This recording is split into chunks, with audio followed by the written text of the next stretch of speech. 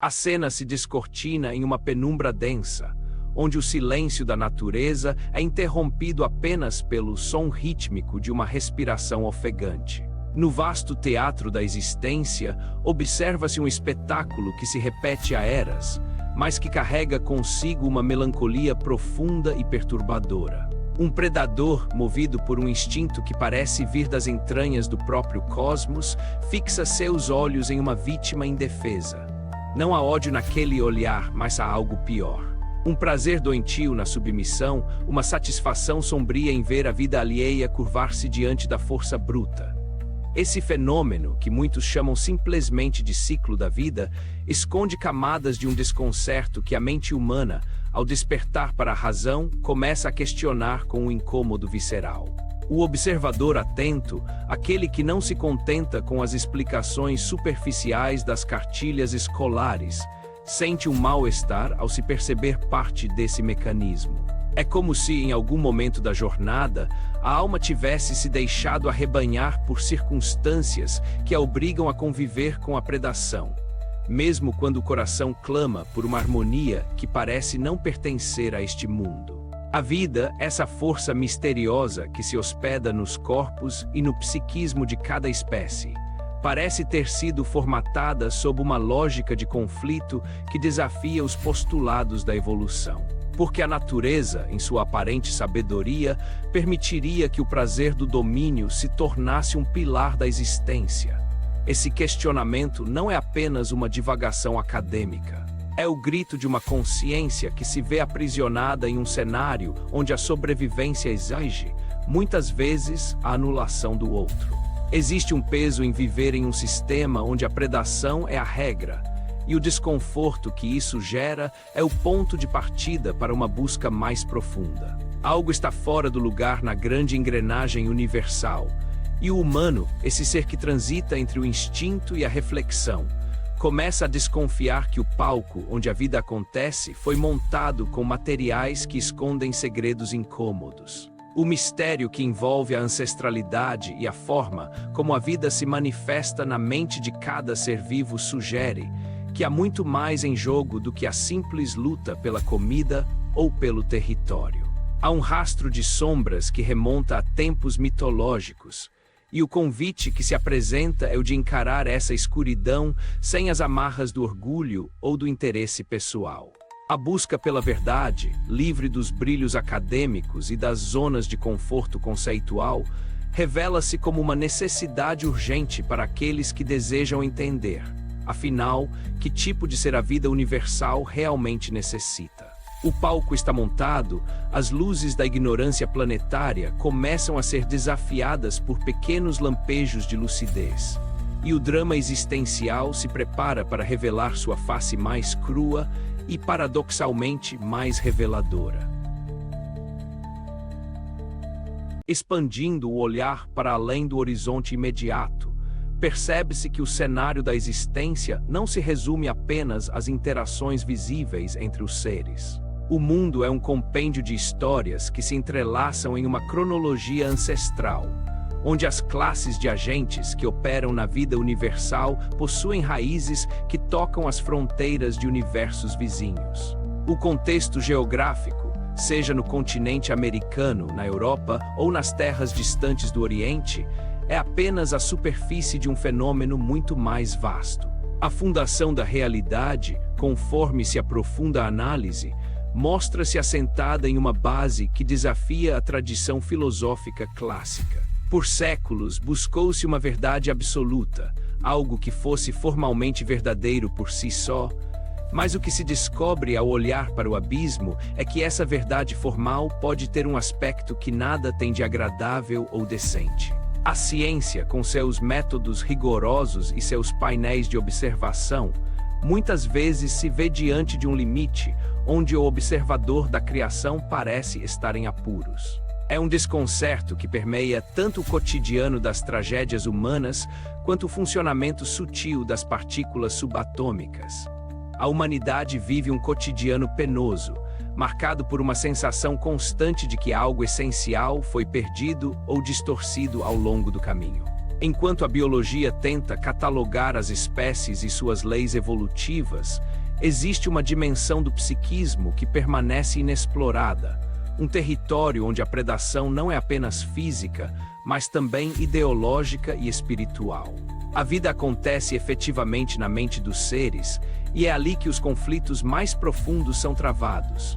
O homem moderno, apesar de todo o seu avanço tecnológico, parece estar mergulhado em uma escuridão de ignorância sobre sua própria origem e função no concerto existencial. O terreno sobre o qual se caminha é instável, e a história que nos contam sobre quem somos e de onde viemos parece ser composta por páginas de uma ancestralidade que o conhecimento atual, por vezes desavisado, rotula como mera mitologia. Contudo, para o espírito que busca a libertação, essas histórias são as chaves para desvendar o desequilíbrio que se percebe no mundo. Existe uma tensão central que impulsiona a narrativa da vida.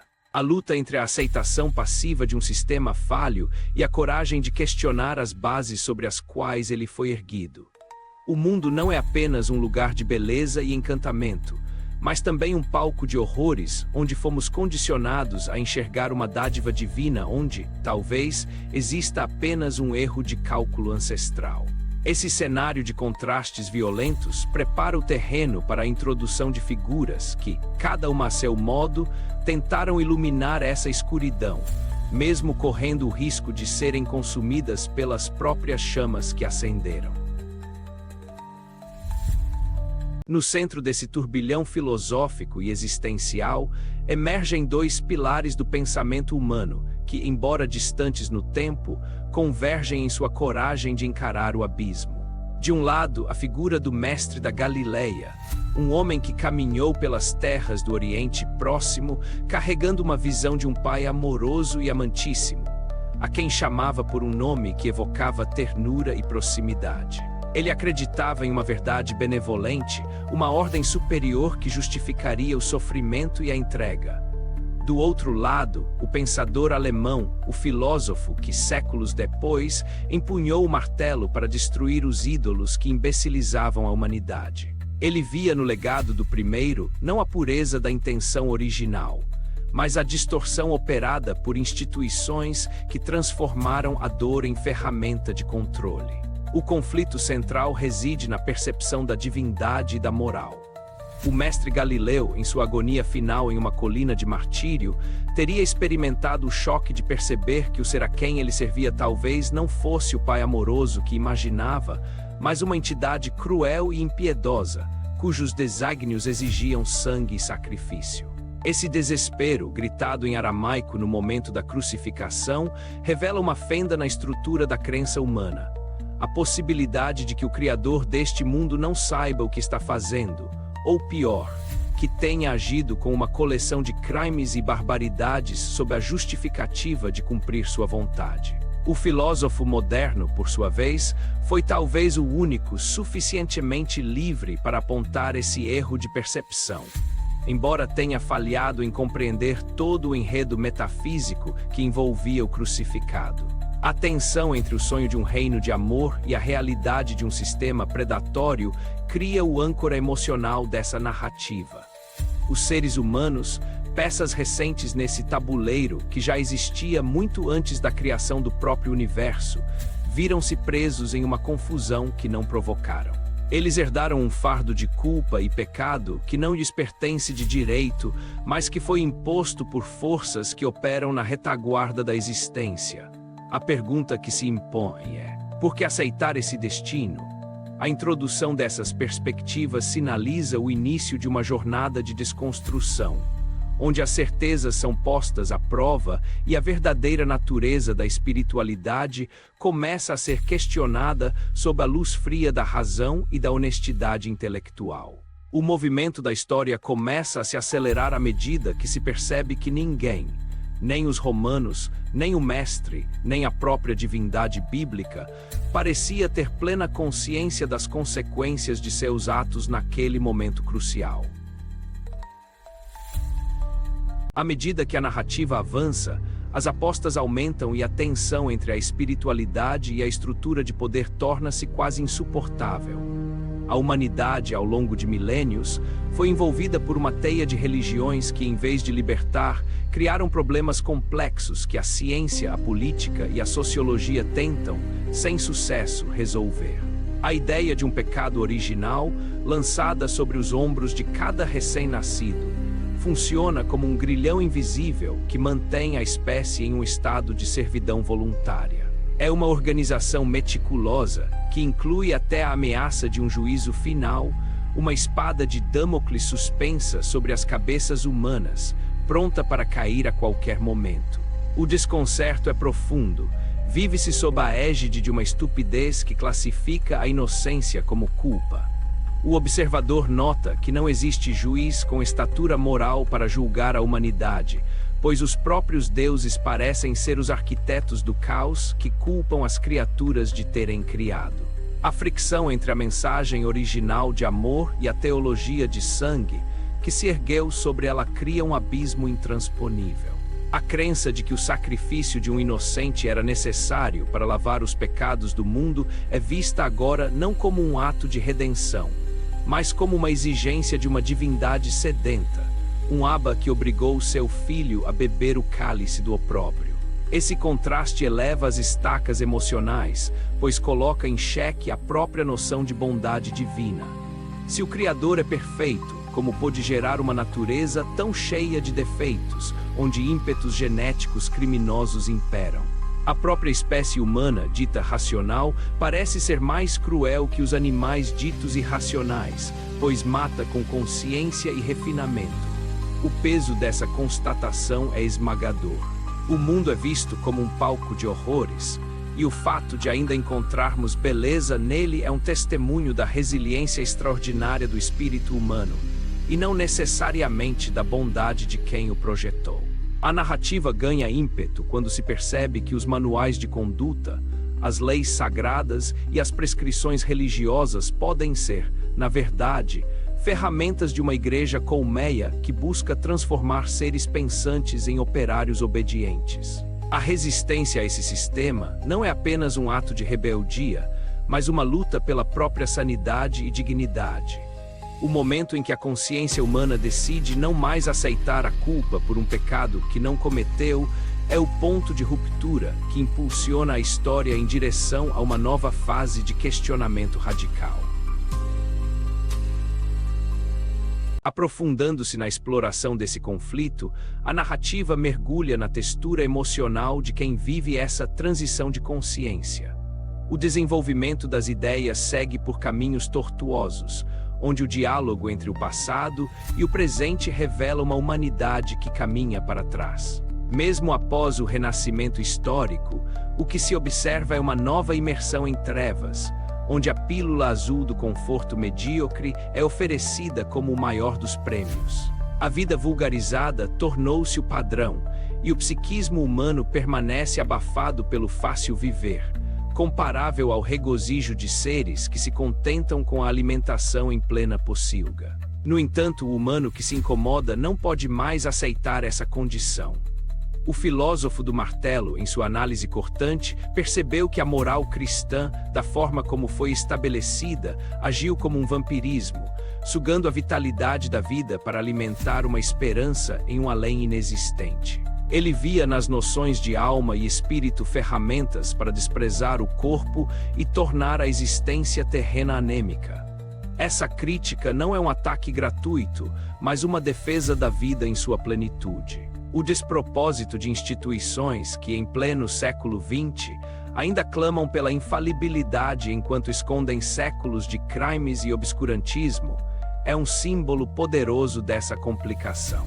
A igreja colmeia vende a ideia de uma abelha rainha amorosa, mas o que se vê na prática é a exigência de sacrifícios humanos e a manutenção da ignorância cultivada. O mestre Galileu, no início de seu ministério, viu-se preso às prescrições de uma lei antiga, tentando submeter o povo a um jugo que ele mesmo, mais tarde, tentaria suavizar por meio do amor. Seu erro foi tentar reformar um sistema que, em sua base, era predatório. A tensão aumenta quando se percebe que a teologia que surgiu de seu sacrifício foi cega para o essencial, mas pródiga em inventar justificativas para o inaceitável. A percepção de que a própria natureza foi infectada por um código-fonte doentio do Criador caído traz uma camada de desespero e, ao mesmo tempo, de clareza. Não somos filhos do pecado, somos sobreviventes de um experimento genético e espiritual que deu errado. Essa realização é um divisor de águas. A consciência de que o eu que carregamos pode estar contaminado pela hereditariedade, mas que temos o poder de arquitetar um novo eu através do nosso querer. A beleza da vida, então, não é algo dado por uma divindade, mas algo conquistado pela arte humana de transmutar a dor em significado. O ritmo da narrativa desacelera por um momento para que o peso dessa descoberta se assente, preparando o espírito para o embate final com os mitos que moldaram a civilização. A complicação se aprofunda quando novos elementos são introduzidos no tabuleiro da história, desafiando a visão simplista do bem contra o mal. Surge a figura mitológica de Prometeu, o titã que roubou o fogo dos deuses para dá-lo aos homens. Nessa perspectiva ancestral, o pecado não é uma queda passiva na tentação, mas um ato de sacrilégio ativo, uma conquista da cultura através da audácia. Enquanto o mito semítico culpa a curiosidade feminina pela ruína da humanidade, o mito ariano de Prometeu celebra a atividade heróica que obriga os deuses a se aliarem ao homem. Essa contradição fundamental coloca um bloco rochoso à porta de cada cultura. A ideia de que o melhor da humanidade foi alcançado através de um roubo contra a natureza divina. O sofrimento humano, portanto, não é um castigo por uma falha moral, mas a consequência inevitável de ter desafiado seres poderosos que nos queriam como escravos. A narrativa revela que a humanidade teve sua inocência e infância ultrajadas por uma obrigação de assumir esquisitices divinas como verdades absolutas. O ser humano é visto como uma presa que desenvolveu a habilidade de discernir o erro no meio de um oceano de tubarões que se apaixonaram por suas vítimas. Esses predadores, que possuem faces semelhantes ao Criador caído, transferiram o drama de sua própria incompetência para as criaturas que criaram. A complicação atinge seu ápice ao sugerir que somos a única espécie na criação capaz de produzir eus não bichados, ou seja, consciências que podem reconhecer a doença do sistema e buscar a cura fora dele. O proselitismo religioso, criticado por grandes líderes da paz, é apontado como a infecção que espalhou problemas pela Terra, prometendo soluções que só geram mais dependência. A era do conhecimento e o fim do isolamento planetário começam a rachar as paredes da pocilga humana, mas a resistência é feroz. A tensão permanece não resolvida. Como se libertar de um código genético e psíquico que nos condiciona ao medo e à submissão? A humanidade está em um impasse, dividida entre o conforto da crença infantil e a dor da autonomia adulta. O cenário está pronto para um confronto direto com a moral que nos ensinou a desprezar os instintos básicos da vida em favor de uma salvação que exige a nossa anulação. O desafio de Prometeu ressoa através dos séculos, chamando cada indivíduo a tomar seu próprio fogo e iluminar seu caminho, independentemente da fúria dos céus. A intensidade aumenta à medida que a narrativa se aproxima do seu ponto de inflexão, focando no peso esmagador que os protagonistas dessa história carregaram sobre seus ombros. Como figuras míticas que sustentam o mundo, o mestre Galileu e o pensador do martelo tornaram-se representantes de toda a angústia existencial. O Nazareno, consciente de sua missão, mas recusando-se a usar a violência para controlar o rebanho, escolheu o caminho do convencimento amoroso, enfrentando as consequências brutais de um sistema que não perdoa a dissidência. O filósofo alemão, por outro lado, sentia o destino de sua própria vida ligado a uma crise inaudita, uma colisão de consciência que quebraria a história em dois pedaços. Ele sabia que suas palavras seriam um veneno para a moral estabelecida e um bálsamo para aqueles que ousassem despertar. O ritmo torna-se febril, detalhando a luta interna para manter a sanidade em um mundo onde a própria base da realidade parece infectada. A percepção de que todos os viventes carregam no DNA o pesado fardo da doença do Criador caído transforma a existência em um campo de batalha psíquico. A urgência da narrativa é palpável. Não há mais tempo para a mediocridade ou para o fácil viver.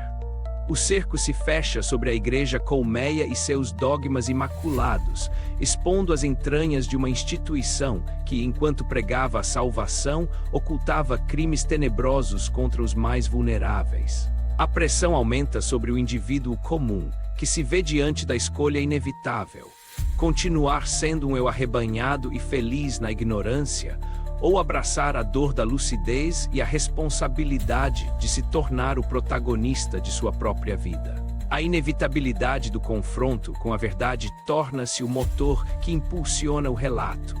O peso de 2000 anos de engano e omissão começa a desmoronar as estruturas da fé cega. O ar torna-se denso com a expectativa de uma revelação que mudará para sempre a trajetória da espécie. O sofrimento humano, que jamais cessou e parece se potencializar, clama por uma resolução que não virá de deuses externos, mas do despertar da consciência interna. A iminência do clímax é sentida no tremor das certezas antigas e no grito silencioso de uma humanidade que não aceita mais ser chamada de filha do pecado. As apostas não poderiam ser maiores. É a luta pela alma da humanidade contra as sombras de uma divindade incompetente e cruel. O momento culminante da narrativa se dá quando a verdade, como um raio que corta a escuridão, atinge o cerne da moral cristã e a revela como a mais pervertida forma de mentira. O filósofo, em seus momentos finais de clareza antes do mergulho no silêncio da mente, proclama a catástrofe da moralidade estabelecida. Ele descreve o conceito de Deus como a antítese à vida, uma unidade horrível que enfeixa tudo o que é venenoso e hostil contra a existência. O além é denunciado como o mundo inventado para arrancar o valor da única realidade que possuímos, deixando o humano sem objetivo ou tarefa terrena. O pecado e o livre-arbítrio são revelados como instrumentos de tortura inventados para confundir os instintos e transformar a desconfiança de si mesmo em uma segunda natureza. Nesse auge dramático, ocorre a revelação de que a santidade e a salvação da alma não passam de histeria de redenção, um ciclo de penitência que nega a saúde e o corpo. É o momento do ecraseis l'infame, o grito para esmagar a infâmia que transformou a humanidade em um aborto fatal. Paralelamente, no continente europeu e nas terras onde o pensamento floresceu, percebe-se que Jesus foi crucificado não por amor aos humanos, mas por exigência de um sistema que precisava de sangue para justificar suas próprias falhas. A crucificação deixa de ser um ato de redenção divina e passa a ser o ápice da tragédia humana. O momento em que o mestre compreende que seu pai era, na verdade, um carcereiro. A revelação é transformadora, a humanidade não é culpada. Ela é a única parte inocente em uma guerra que começou antes da fundação do mundo. A lei da seleção foi crucificada para dar lugar à defesa do que é fraco e doentio, transformando o declínio em ideal supremo.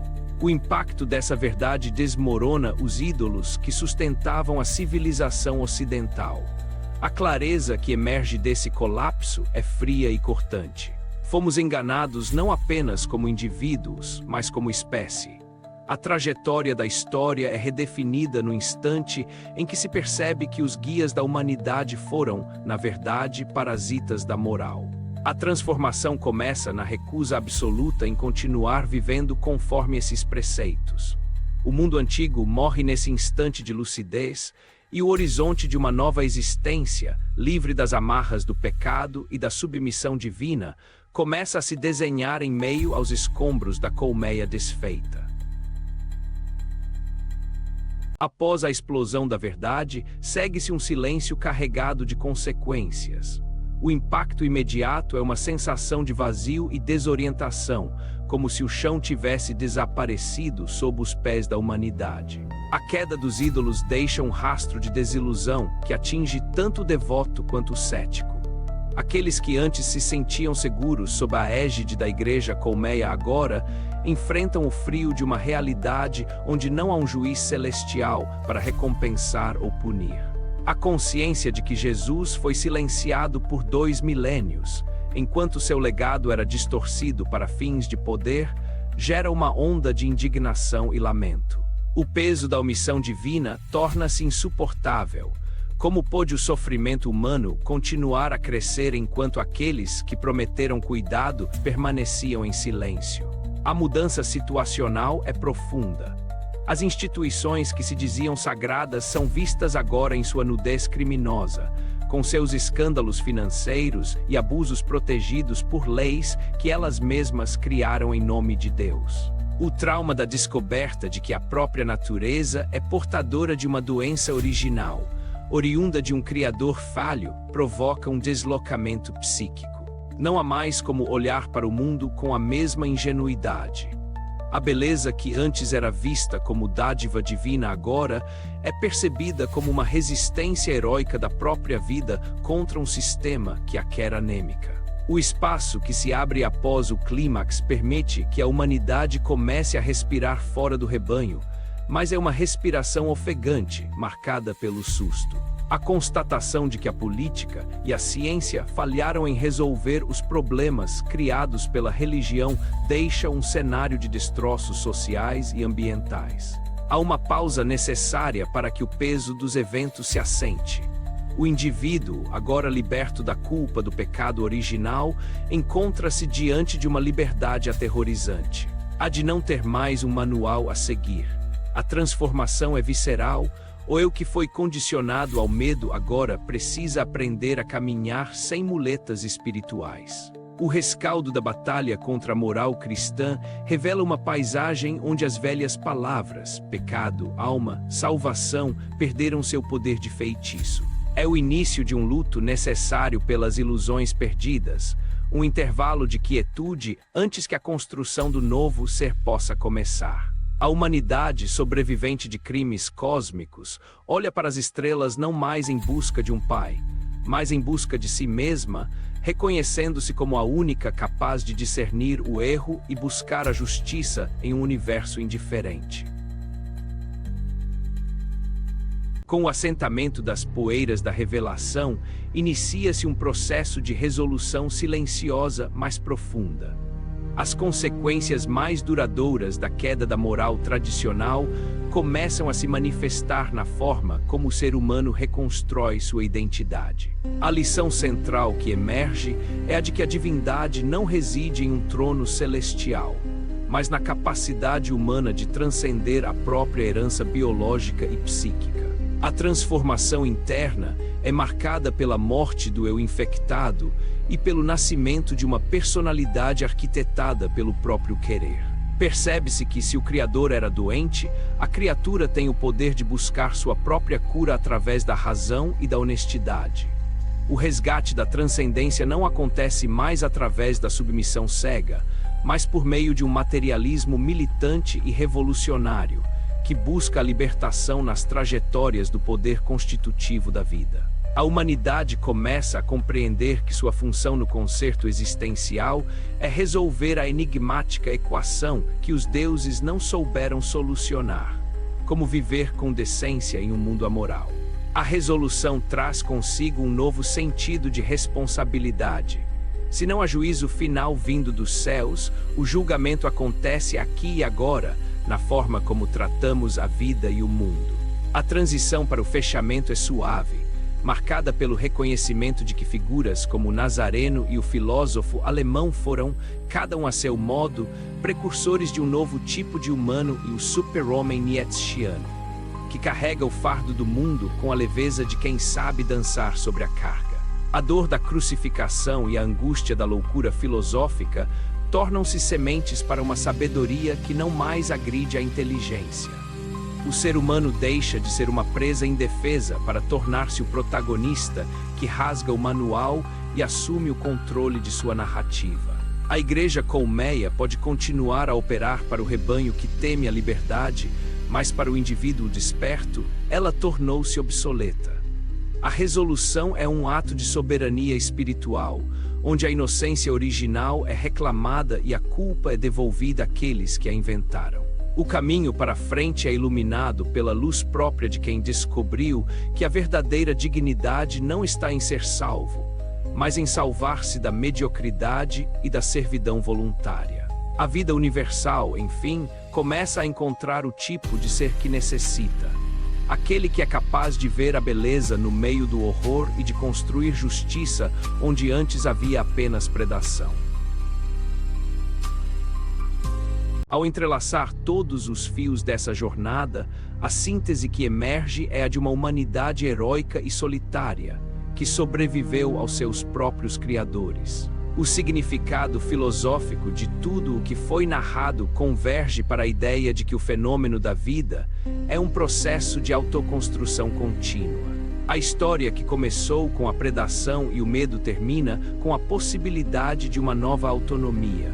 Refletindo sobre a trajetória do mestre e do filósofo, percebe-se que ambos foram necessários para que pudéssemos enxergar as duas faces da mesma moeda. A necessidade do amor e a necessidade da força para destruir a mentira. O verdadeiro pecado, se é que ele existe, não é o ato de Prometeu ou a curiosidade de Eva, mas a omissão e a incompetência daqueles que detêm o poder e o utilizam para estupidificar o próximo. A síntese nos leva a compreender que a vida é uma arte mental, e que poucos conseguem praticá-la porque a maioria se deixa seduzir pela pílula azul do cotidiano vulgar. No entanto, a semente da mudança foi lançada. A humanidade não é fruto de um pacto demoníaco ou de uma queda moral, mas o resultado inesperado de um longo e complexo processo de deslacramento genético e psíquico. O discernimento do erro, como afirmava o antigo sábio grego, é a nossa maior habilidade trágica. Esta é a essência do que a vida universal busca. Seres que, apesar de nascerem em um sistema bichado, conseguem produzir eus saudáveis e lúcidos. A reflexão final aponta para o enfraquecimento das religiões fideístas diante da era do conhecimento e da percepção da vida além do nosso pequeno isolamento planetário. O silêncio milenar do Mestre não é mais motivo de constrangimento, mas um chamado para que cada um assuma seu próprio fardo. A síntese é clara. A dignidade humana não depende de aprovação divina, mas da coragem de existir em seus próprios termos. O ser humano medíocre pode não saber quem é, mas o indivíduo que desperta descobre que é um verbo em ação, capaz de enfrentar as consequências de sua própria liberdade. A jornada através da escuridão da ignorância planetária prepara o ouvinte para a mensagem final, uma conclusão que não oferece conforto fácil, mas uma claridade desafiadora sobre o papel de cada um na construção de um novo renascimento. O fechamento desta narrativa traz uma reflexão profunda sobre o destino e a escolha. No final de todo o percurso, resta a imagem de um horizonte que se abre para aqueles que ousaram sair do rebanho. A vida, com todas as suas mazelas, angústias e predações, ainda assim permite o florescer de seres extraordinários que veem beleza onde outros veem apenas utilidade. A lição final não é sobre seguir um novo mestre ou uma nova filosofia, mas sobre a destruição de todos os mestres externos para que o mestre interno possa falar. O resumo de tudo o que foi vivido entre a cruz e o martelo é o convite para a superação da mediocridade. Não somos filhos do pecado, nem fomos destinados à danação eterna por um juiz que carece de moral. Somos, sim, os arquitetos de uma nova decência existencial, responsáveis por tornar a vida algo que vale a pena ser vivido. O verdadeiro renascimento não virá de instituições ou de reformas políticas externas, mas do ato individual de recusar a alimentação na pocilga da vulgaridade. É preciso matar em nós o eu condicionado pela hereditariedade doentia para que o eu autêntico possa emergir.